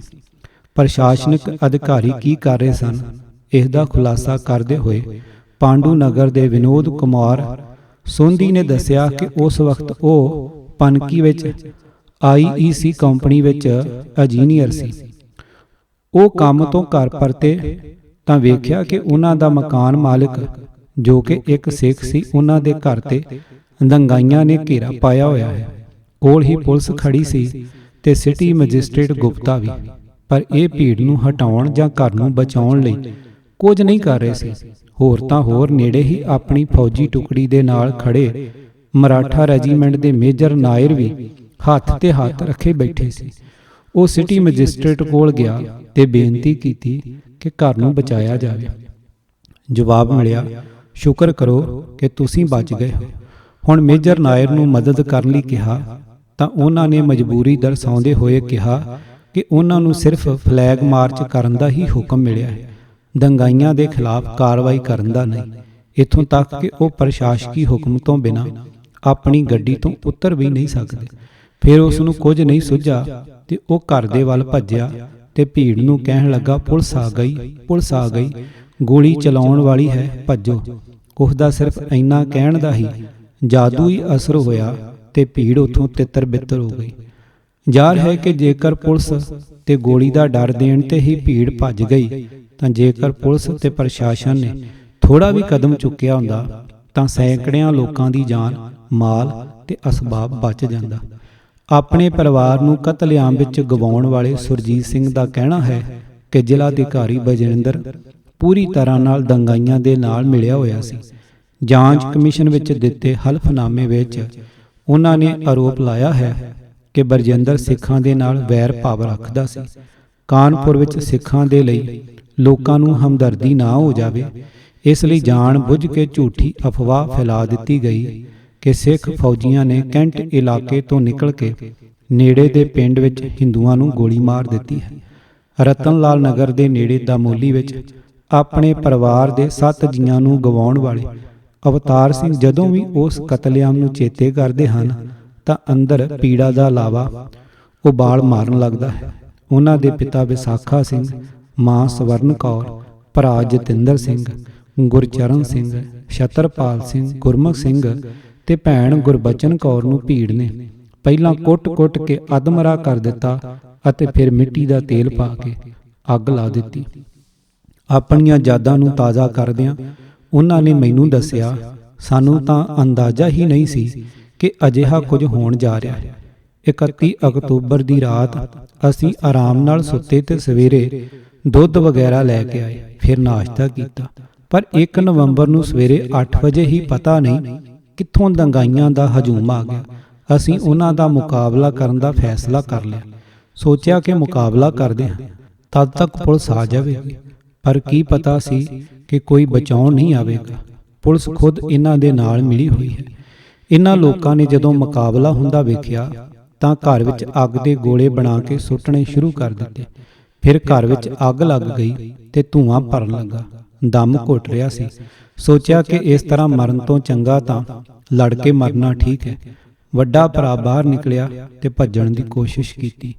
ਉਹ ਕੁਝ ਦੂਰ ਹੀ ਭੱਜਿਆ ਸੀ ਕਿ ਭੀੜ ਨੇ ਉਸ ਨੂੰ ਫੜ ਕੇ ਡਾਂਗਾਂ ਨਾਲ ਮਾਰਨਾ ਸ਼ੁਰੂ ਕਰ ਦਿੱਤਾ ਤੇ ਮਿੱਟੀ ਦਾ ਤੇਲ ਪਾ ਕੇ ਅੱਗ ਲਾ ਦਿੱਤੀ। ਇਸ ਦੇ ਬਾਅਦ ਦੂਜੇ ਭਰਾ ਨਾਲ ਵੀ ਐਸਾ ਹੀ ਹੋਇਆ। ਮਾਂ ਪਿਓ ਘਰ ਦੇ ਦਰਵਾਜ਼ੇ ਤੇ ਹੀ ਮਾਰੇ ਗਏ। ਇਸ ਤੋਂ ਪਹਿਲਾਂ ਪਿਤਾ ਜੀ ਨੇ ਮੈਨੂੰ ਕਿਰਪਾਨ ਦੇ ਕੇ ਭੇਜਣ ਲਈ ਕਿਹਾ ਸੀ। ਮੇਰੇ ਹੱਥ ਵਿੱਚ ਕਿਰਪਾਨ ਸੀ, ਇਸ ਲਈ ਭੀੜ ਡਰ ਕੇ ਥੋੜਾ ਪਿੱਛੇ ਹਟ ਗਈ। ਮੈਂ ਥਾਣੇ ਦੇ ਵੱਲ ਭੱਜਾ। ਥਾਣੇ ਪਹੁੰਚਿਆ ਤਾਂ ਪੁਲਿਸ ਵਾਲਿਆਂ ਨੇ ਮੈਨੂੰ ਬਚਾਉਣ ਦੀ ਬਜਾਏ ਕਿਰਪਾਨ ਖਿੱਚ ਲਈ। ਫਿਰ ਗਾਲਾਂ ਕੱਢਦਿਆਂ ਕਿਹਾ, ਇੱਥੋਂ ਭੱਜ ਜਾਓ। ਹੁਣ ਮੇਰੇ ਕੋਲ ਕੋਈ ਹੋਰ ਚਾਰਾ ਨਹੀਂ ਸੀ। ਨੇੜੇ ਹੀ ਇੱਕ ਖੰਡਰ ਮਕਾਨ ਵੇਖਿਆ ਤਾਂ ਉਸ ਵਿੱਚ ਚਲਾ ਗਿਆ। ਸੋਚਿਆ ਕਿ ਰੱਬ ਚਾਹੇਗਾ ਤਾਂ ਬਚ ਜਾਵਾਂਗਾ। ਕਿਸਮਤ ਨਾਲ ਭੀੜ ਨੂੰ ਇਸ ਥਾਂ ਬਾਰੇ ਪਤਾ ਨਹੀਂ ਲੱਗਾ ਤੇ ਮੈਂ ਬਚ ਗਿਆ, ਪਰ ਮੇਰਾ ਪਰਿਵਾਰ ਖਤਮ ਹੋ ਚੁੱਕਾ ਸੀ। ਬਾਅਦ ਵਿੱਚ FIR ਲਿਖਵਾਈ ਪਰ ਪੁਲਿਸ ਨੇ ਕੋਈ ਜਾਂਚ ਨਹੀਂ ਕੀਤੀ। ਘਰ ਦੇ ਸਭ ਜੀ ਚਲੇ ਗਏ ਪਰ ਨਾ ਕੋਈ ਕੇਸ ਚੱਲਿਆ ਤੇ ਨਾ ਹੀ ਕਦੇ ਗਵਾਹੀ ਹੋਈ। ਮਾਰੇ ਗਏ 3 ਭਰਾਵਾਂ ਤੇ 1 ਭੈਣ ਵਿਆਹੇ ਹੋਏ ਸੀ। ਬਾਅਦ ਵਿੱਚ ਇਹਨਾਂ ਦੇ ਬੱਚੇ ਤੇ ਪਰਿਵਾਰ ਨੂੰ ਜਿਵੇਂ ਤਿਵੇਂ ਪਾਲਿਆ, ਪਰ ਸਾਡੇ ਨਾਲ ਜੋ ਇਹ ਅਨਿਆਂ ਹੋਇਆ ਹੈ ਉਸ ਨੂੰ ਮੈਂ ਕਦੇ ਭੁੱਲ ਨਹੀਂ ਸਕਦਾ। ਕਹਿਣ ਨੂੰ ਤਾਂ ਦਿੱਲੀ ਵਿੱਚ ਫੌਜ 1 ਨਵੰਬਰ 1984 ਨੂੰ ਲਾ ਦਿੱਤੀ ਗਈ ਸੀ, ਪਰ ਉਸ ਨੂੰ 3 ਨਵੰਬਰ ਦੀ ਸ਼ਾਮ ਤੋਂ ਪਹਿਲਾਂ ਕਾਰਵਾਈ ਕਰਨ ਦੇ ਹੁਕਮ ਨਹੀਂ ਦਿੱਤੇ ਗਏ। ਰੰਗਨਾਥ ਮਿਸ਼ਰਾ ਕਮਿਸ਼ਨ ਨੂੰ ਦਿੱਤੇ ਹਲਫਨਾਮੇ ਵਿੱਚ ਅਵਤਾਰ ਸਿੰਘ ਵੀਰ, ਜੋ ਕਿ ਕਰੋਲ ਬਾਗ ਰਹਿੰਦੇ ਸੀ, ਉਹਨਾਂ ਨੇ ਉਸ ਵਕਤ ਦੇ ਦਿੱਲੀ ਕੈਂਟ ਏਰੀਆ ਦੇ ਜਨਰਲ ਅਫਸਰ ਕਮਾਂਡਿੰਗ GOC ਮੇਜਰ ਜਨਰਲ ਜਾਮਵਾਲ ਦੇ ਨਾਲ 2 ਨਵੰਬਰ ਨੂੰ ਗੱਲ ਕੀਤੀ। ਉਹਨਾਂ ਨੇ ਦੱਸਿਆ ਕਿ ਫੌਜ ਨੂੰ ਕਾਰਵਾਈ ਕਰਨ ਦੇ ਹੁਕਮ ਨਹੀਂ ਦਿੱਤੇ ਗਏ ਹਨ ਤੇ ਲਿਖਤ ਹੁਕਮ ਦੇ ਬਿਨਾਂ ਉਹ ਕੁਝ ਨਹੀਂ ਕਰ ਸਕਦੇ। ਵਾਕਈ ਹੁਕਮ ਮਿਲਣ ਉੱਤੇ ਦਰਬਾਰ ਸਾਹਿਬ ਤੇ ਹਮਲਾ ਬੋਲਣ ਵਾਲੀ ਫੌਜ ਨੇ ਦਿੱਲੀ ਤੇ ਹੋਰ ਸ਼ਹਿਰਾਂ ਵਿੱਚ ਹਜ਼ਾਰਾਂ ਨਿਰਦੋਸ਼ ਸਿੱਖਾਂ ਨੂੰ ਬਚਾਉਣ ਲਈ ਇੱਕ ਗੋਲੀ ਤੱਕ ਨਹੀਂ ਚਲਾਈ। ਕਿਤਾਬ 1984 ਸਿੱਖ ਕਤਲੇਆਮ ਦਾ ਸੱਚ, ਲੇਖਕ ਜਰਨੈਲ ਸਿੰਘ ਪੱਤਰਕਾਰ ਦਿੱਲੀ, ਭਾਗ 5ਵਾਂ, ਆਵਾਜ਼ ਗੁਰਜੰਟ ਸਿੰਘ ਰੂਪੋਵਾਲੀ। ਪੂਰੀ ਕਿਤਾਬ ਸੁਣਨ ਵਾਸਤੇ YouTube ਚੈਨਲ ਗੁਰਜੰਟ ਸਿੰਘ ਰੂਪੋਵਾਲੀ ਦੇਖੋ। ਵਾਹਿਗੁਰੂ ਜੀ ਕਾ ਖਾਲਸਾ, ਵਾਹਿਗੁਰੂ ਜੀ ਕੀ ਫਤਿਹ।